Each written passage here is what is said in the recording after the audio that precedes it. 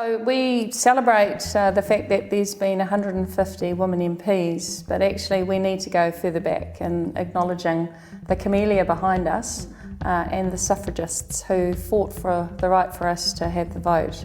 One of the initiatives that we have championed now for a couple of years is to acknowledge Kate Sheppard, who everyone knows because she's on the $10 note, but also a woman called Meri te Tai Mangakahia. Now Meri spoke in the Kotahitanga Parliament and that was in 1891. So before we got the vote, Meri was already within a Māori context talking about women voting, women standing and women engaging with Queen Victoria. She was very clear that there needed to be a woman's voice within a parliamentary context, and so I believe that her aspiration was far greater than winning the vote.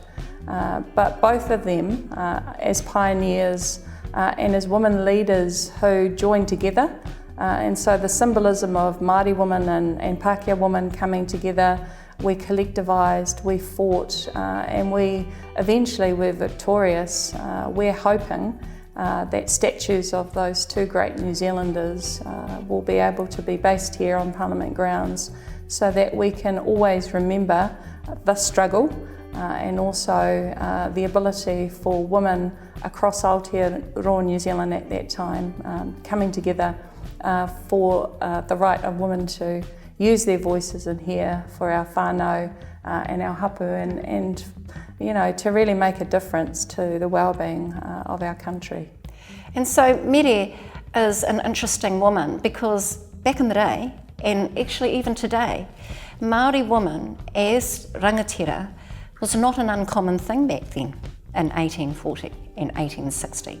It was not uncommon to have a Māori woman leading their iwi.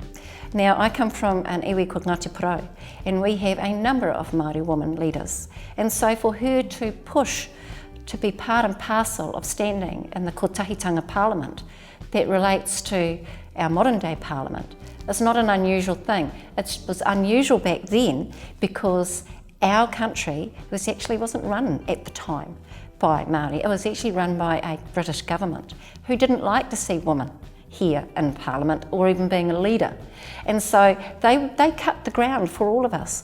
And so when we look back in our history, especially as parliamentarians, we've got to actually say to those women, thank you for breaking the ground so we can be here today.